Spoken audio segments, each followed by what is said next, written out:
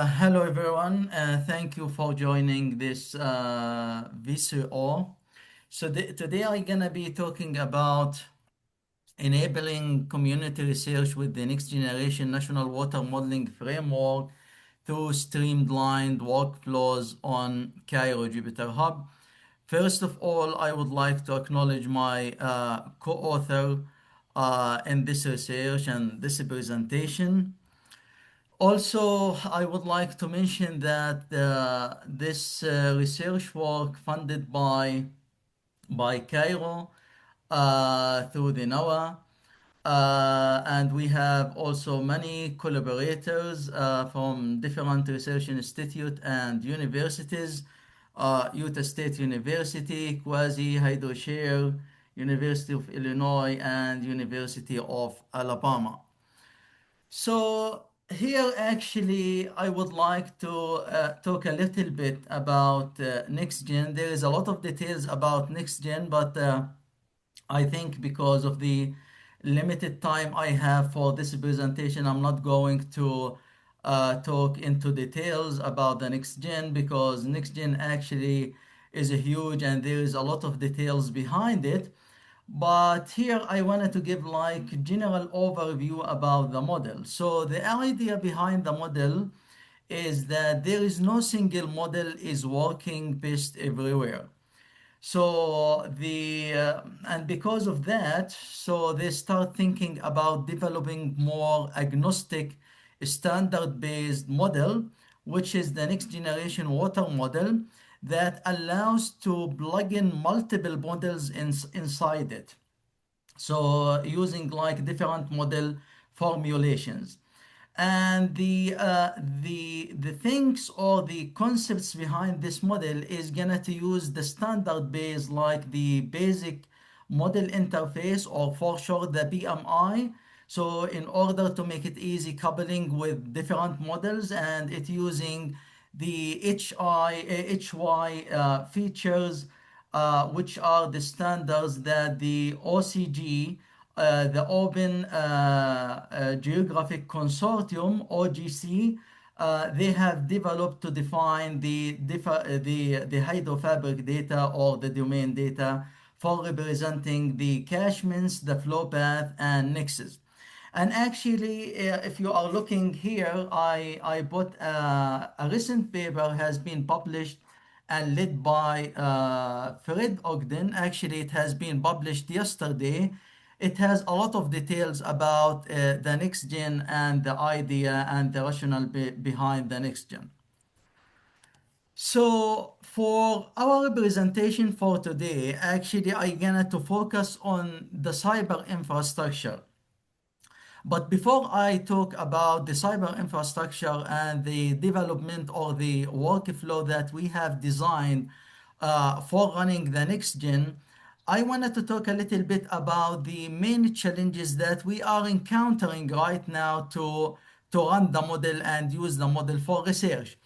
So first of all, the complexity of the model. So despite the strengths of the model, that it is agnostic model allows to plug in multiple models inside that framework. So it presents a lot of challenges for graduate students and researchers. How we gonna to use the model? How we gonna to configure the model? Setting up the configuration, subsetting the data that we need for the model. How we gonna to run the model? The challenges related to the software and the dependencies. If we're gonna to run the model in a local computer, what kind of the dependencies that we need to install? Maybe sometimes struggling with the creating computation and environment in order to encapsulate everything inside that environment. From where we're going to obtain the data that we need to run the model in terms of the hydrofabric data, domain data, forcing micrometeorological data, how we can set up the configuration of the model. Now, our solution actually, or our proposed solution, is to have a pre-configured cloud-based infrastructure that allows us in order to run the model in the cloud without struggling with the dependencies, software issues, and these kind of things related to the cyber infrastructure. So it's going to be accessible for everyone to run the model in the cloud. And in the same time, we have taken the advantage of some tools already available for the model. For example, we have NextGen in a box already there that provide as a tools for pre-processing or pre-processing tools. And we have also another tools like for the model evaluation and model calibration. So here is the thing how we can develop or take the advantage of all of these available tools, put that in a pre-configured environment, and we can run it in the cloud, and we consider that as entry point to improve the research in NextGen as is gonna to be used and adopted for the national water model in the future. So before I talk about the workflow and the details behind that, so I gonna to talk a little bit also about the HydroShare because actually in this cloud-based cyber infrastructure workflow, we use the HydroShare as entry point for this workflow. So HydroShare actually is a cloud-based hydrological information system. It used to developed and hosted by Renzi in the past, but right now it has been hosted. Right now it is hosted by Quasi, and it has been migrated to the cloud-based or Google Cloud. But let me, if we are looking to the figure here, we see that the HydroShare is a website. It provides like the capabilities to host codes, models, scripts, and also in the same times it allows to build like social discovery. So there is like research group where people they can exchange the information, create like some research groups to collaborate together and put like models and workflow inside it. And in the same time, there is like a couple of computing environments or platforms that is linked with HydroShare. So the HydroShare is actually provided with some capabilities through something we call it open with web app connector where we have different computing platforms like the Quasi JupyterHub, CJW, CyberGIS Jupyter for Water, and recently actually we have added the CIROH Jupyter Hub as a new computing platforms linked to the HydroShare. And if we are looking to the back end here, all of these data or the like the data resources models are hosted in the S3 bucket object as a store or as a storage. So the thing for also I would like to mention about HydroShare that is provided with a couple of capabilities. Like for example, NB fetch and HS files. What does that mean? So if I go and launch like instance in CIROH JupyterHub. So all the contents in the HydroShare is gonna to be downloaded in the JupyterHub. This is actually is happening through the NB fetch. And in the same time, if we are doing something in the JupyterHub and we wanted to transfer that files into the HydroShare as a repo, we have also extension, it's called HS file. And we have the HS client, which is a Python library.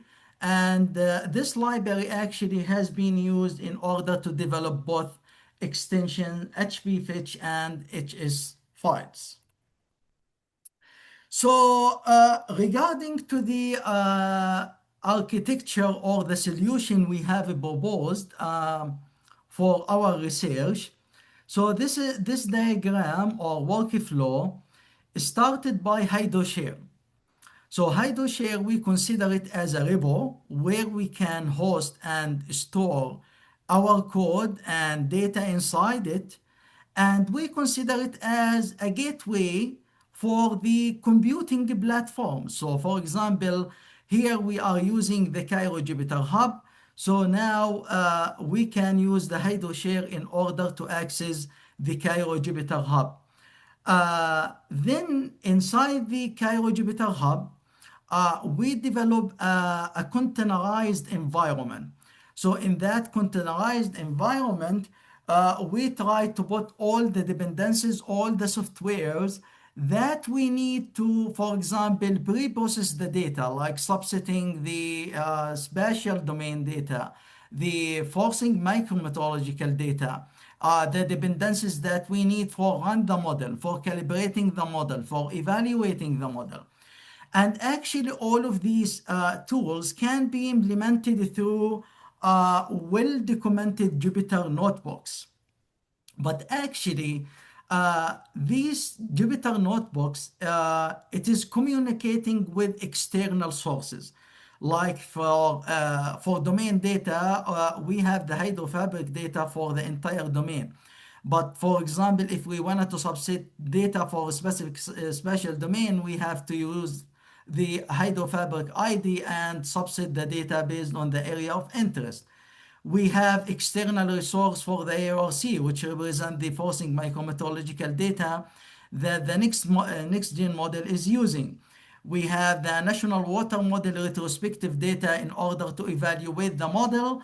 And we have also the NextGen GitHub where we have the code for the model. So all of these, sorry, all of these we are using as external resources that is communicating with the Jupyter notebooks that is hosted in the HydroShare and implemented through the computing platform, which is the CIROH JupyterHub. And all the data that is subsetted like hydrofabric data for specific spatial domain is going to be hosted in the local JupyterHub. So this is the HydroShare resource we have developed for the NextGen for the entire workflow, end-to-end workflow. So if you scan, if you have your camera, you can scan the QR code here, and it's gonna to take you to the HydroShare resource. So here actually, if you are looking to the right hand side in the Open with Web App Connector, you're gonna to see multiple applications or the different computing platforms, Quasi JupyterHub, CJW, CyberGIS, Jupyter for Water, and now we have the CIROH 2I2C JupyterHub is now available and is linked to the HydroShare. And if we are looking to the red box, we have different Jupyter notebooks that can, for example, we can like prepare the data for the model, we can run the model, we can evaluate the model, we can analyze the output from the model, and we can calibrate the model. So this is like screenshots for the different Jupyter notebooks. So this is well-documented Jupyter notebooks. So if you are looking to the first one on the top left, we have NextGen data preparation that allows user to subset hydrofabric data. It allows user to subset the forcing micrometeorological data, and it allows to set up the configuration and the realization for the model. And the next Jupyter notebook, actually, we develop a Python wrapper that you can run the model through the Jupyter notebook. And also we have another choice to run the model through the terminal as well. And the third Jupyter notebook, actually, it has been used for model evaluation, we are using the tiers. So this is like a package or a couple of tools used in order to evaluate the NextGen model using the National Water Model retrospective analysis and the USGS stream flow observations. The fourth Jupyter Notebook, it's also used for evaluating the model in terms of the water balance. Here, actually, we are trying to have like cumulative plot, put all the hydrological variables together to see how is the model is partitioning the different hydrologic variables.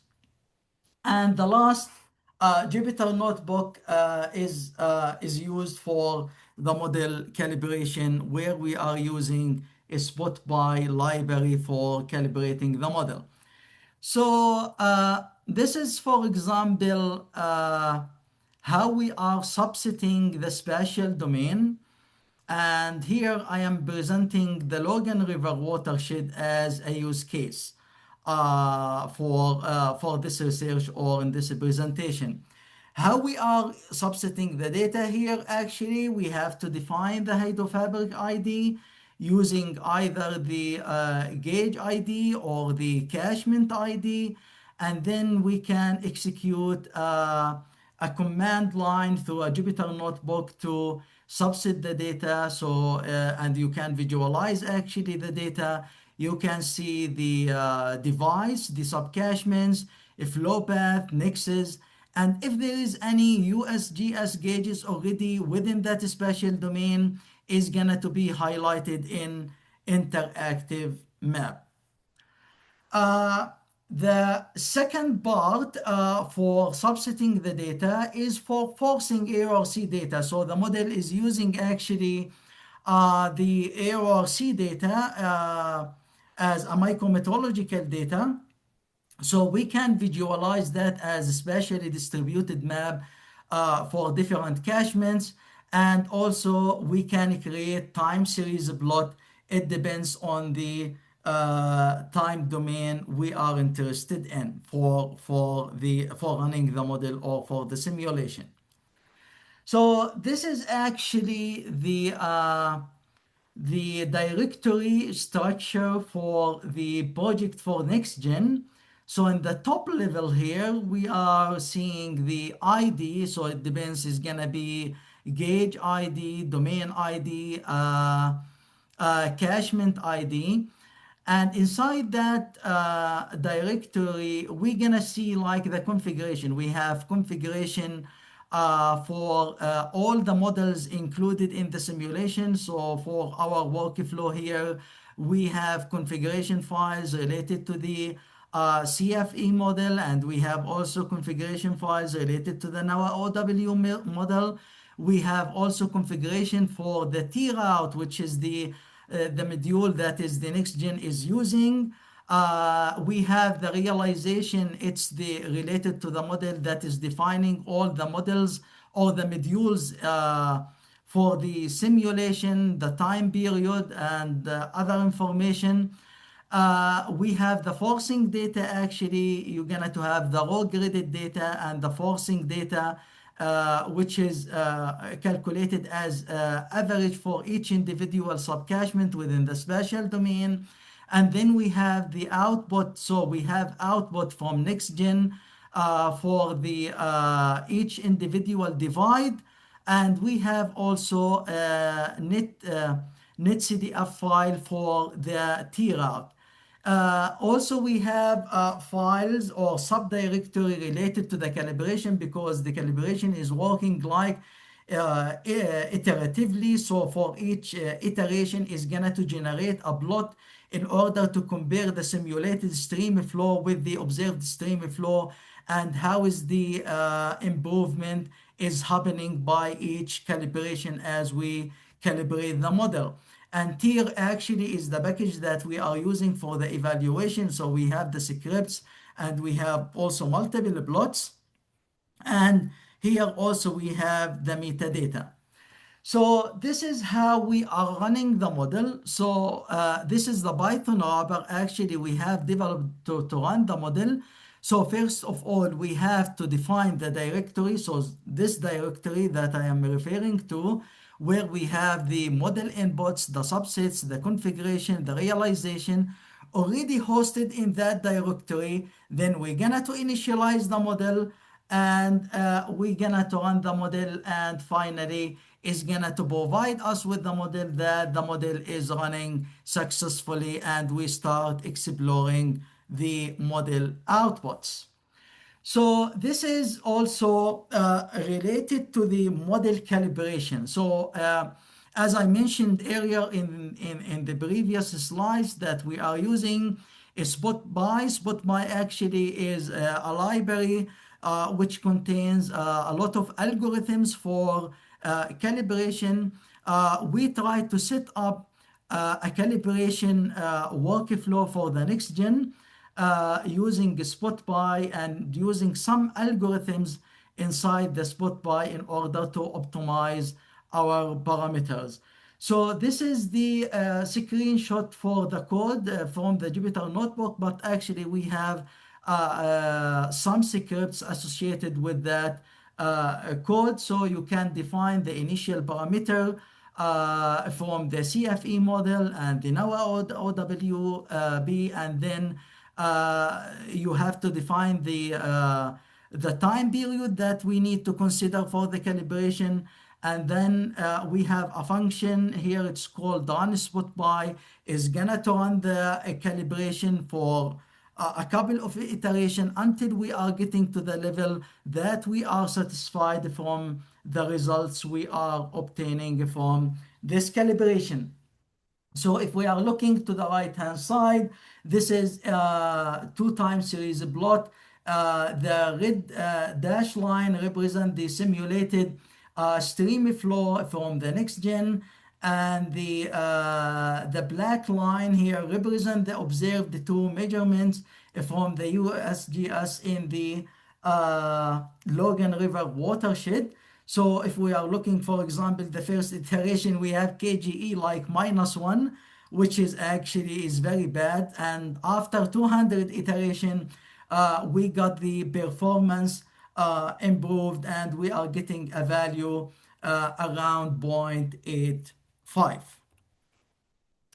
So after we are getting this kind of model calibration, now we try to evaluate the model and try to compare the model with the observed value. So this is kind of like information that we have used in the model calibration, but also we're gonna to use it for evaluate the model along other stream flow that is coming from the National Water Model retrospective analysis. So this is actually the time series plot. We are putting together the simulated stream flow from the NextGen. We have the stream flow from the National Water Model, and we have the stream flow from the USGS as observed stream flow.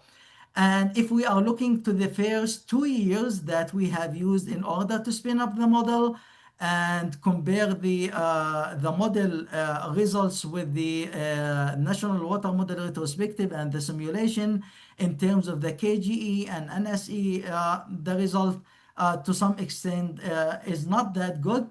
However, after the next 2 years where we are using the model calibration, the performance of the model got improved significantly. And if we are comparing, for example, the KGE, it used to be 0.2, now we are getting KGE 0.89, around 0.9, which is really good. So the last thing actually here, showing the water balance. So if we are looking to the slides before, we are trying to evaluate the model based on the retrospective analysis and the observed stream flow. But here actually we wanted to see how is the model is partitioning different hydrological variables. So here, for example, if we are looking to different lines, cumulative plots that we have obtained from the model outputs. So in the top here, we are looking to the ARC data, which is representing uh, the uh, the precipitation, which is like input to the model, and it has been partitioned into different hydrological variables. So the bottom one, or the orange dash line, representing the cumulative surface water input that is passed from NOAA OWB. NOAA OWB, actually, it is the land surface model that is used for modeling the snow, the evapotranspiration, and other land surface variables. And CFE is the hydrological modeling, which is generating the runoff.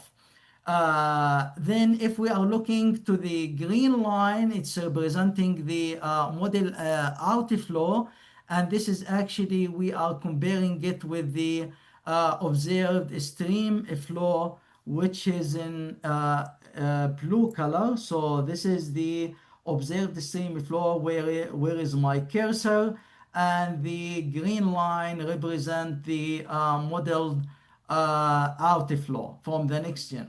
So this line dash brown line representing the soil storage as output from the model, and we have also the groundwater storage from the model that is represented by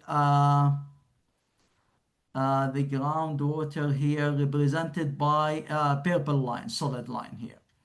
And we have also the olive dash line that is related to the sublimation that is happening in the actually in the NOAA OWB, and we have also the storage that is combined together, the snow water equivalent and the liquid plus the canopy.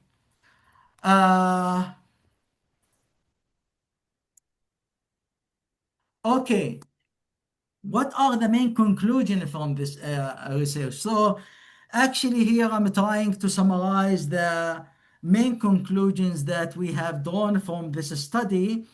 The first conclusion actually is related to the complexity of the model. So in the current shape of the model, we see it is very complicated to run the model because it is relying on advanced cyber infrastructure, and that is going to present a significant challenge for researchers and graduate students.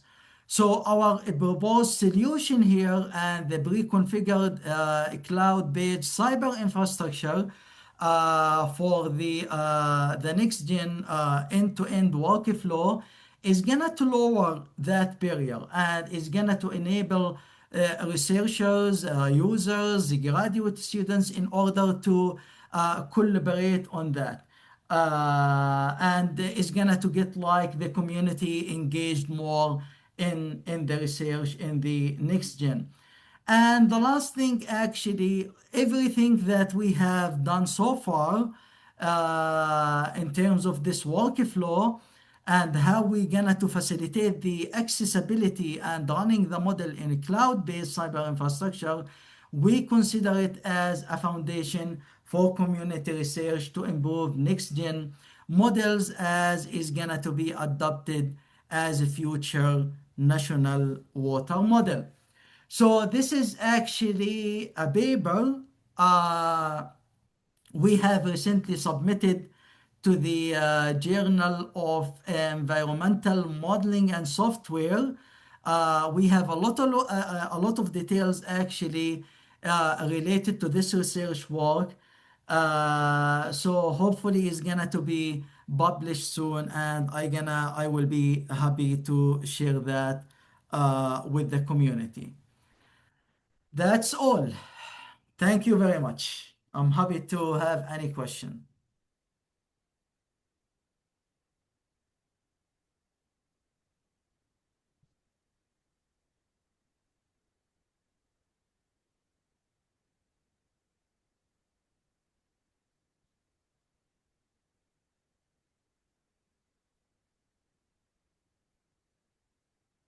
So this is actually the QR code. You can scan this QR code, and there are a lot of like details in the HydroShare resource. The Jupyter notebooks are well documented and walking through the entire workflow. And feel free also to reach me out. I have my email here, and also Dr. David Tarbaton if you wanna to reach him out as well. Any questions? Any questions for Ayman? Thank you, Ayman, for that great presentation.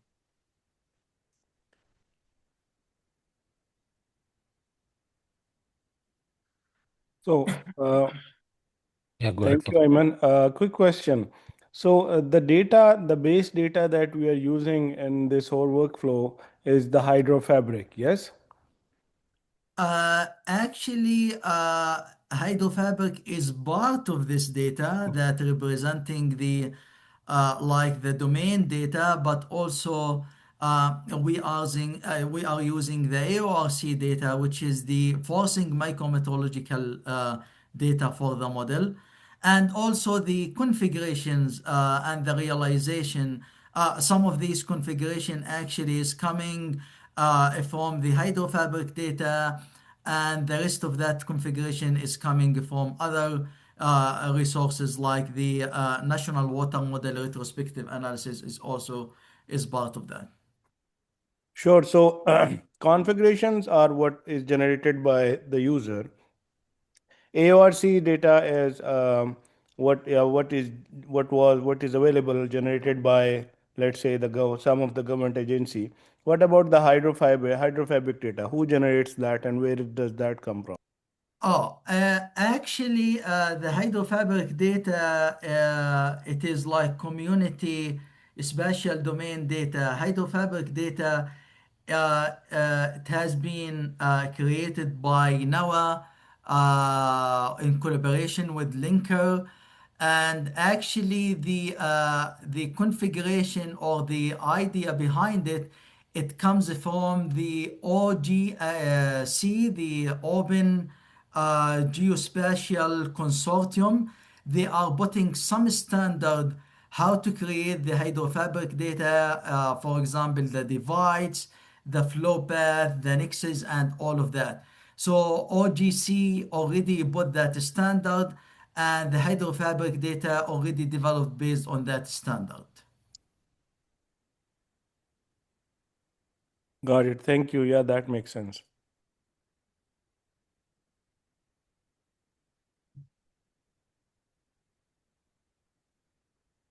Any further questions for Ayman?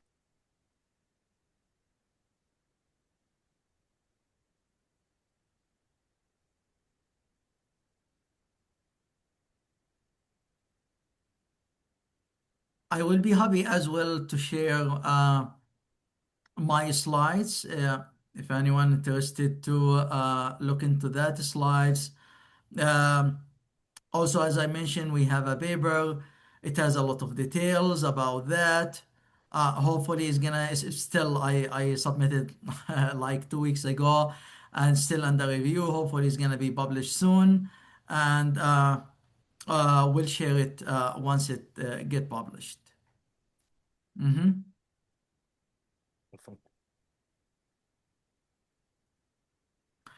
Okay. Okay, any further questions? Any last questions before we wrap this up?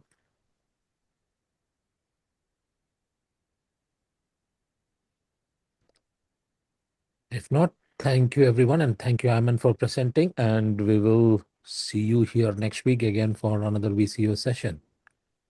Thank you. Ayman's presentation here would be available online as well on the iGuide website under the VCOs. Sure. Okay. Thank you, everyone. Thank you.